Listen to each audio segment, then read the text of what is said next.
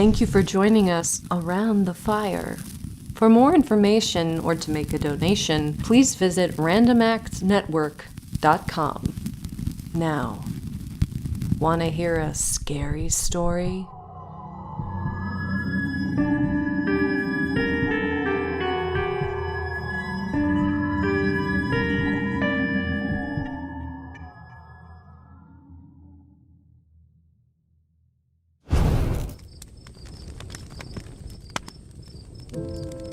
The Count and his wife went riding across the fresh snow, invincible and immaculate.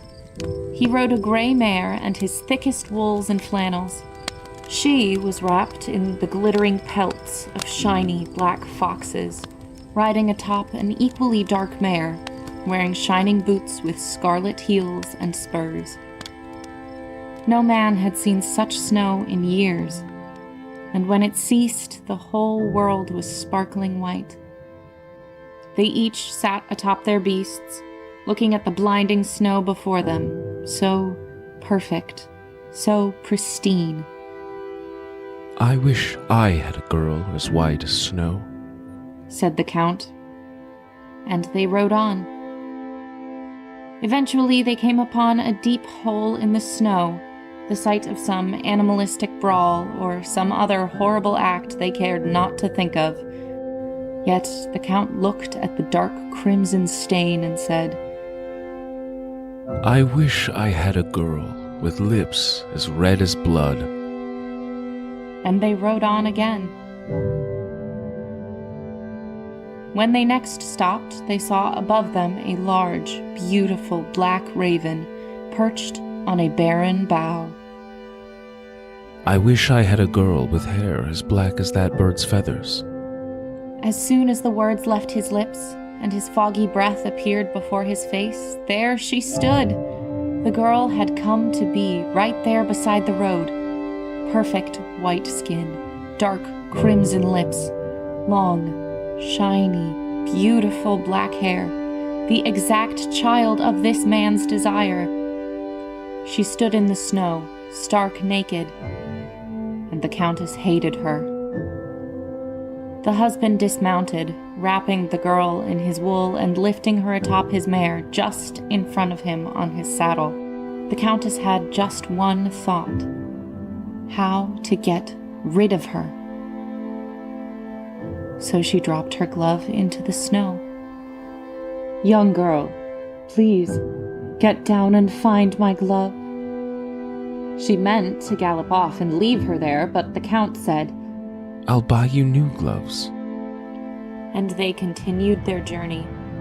When they came upon a frozen pond, the Countess sprang the furs from around her shoulders and twined them round the naked girl's neck. Then she threw her diamond brooch through the ice into the frosty pool. "Young girl," said the Countess, "my diamond brooch. Please, sweet thing, dive in and fetch it for me." She meant for the girl to drown, but the Count said, "Not even fish will swim in such cold weather." and they continued on. Some time later they came to a bush of roses, all in flower. The Countess removed her boots and forced them onto the girl's legs. "Young girl, see those roses," she said. "Pick me one." But the Countess was now bare as a bone, while the girl was warm in wools and fur and booted. The Count felt sorry for his wife. "I won't deny you that." So the girl walked to the bush and picked the largest, most beautiful rose, which also had the largest, most horrible thorns, and pricked her finger. Bleeding and screaming, she fell into the snow. The Count, weeping, got off his horse and thrust himself upon the girl. The Countess reined in her stamping mare and watched him narrowly. Before her eyes, the girl began to melt. She grew lesser and lesser, until there was nothing left of her but the slightest bloodstain, like a feather a bird might have dropped, or the trace of a fox's kill in the snow. The Count delivered his wife her clothing, and she was warm again, and with a long hand she stroked her furs. Before mounting his mare, the Count picked up the rose, bowed, and offered it to his wife. But the woman wanted it not, as she did not want to be bitten. The sad man mounted his beast again, and the Count and his wife went on their way riding across the snow.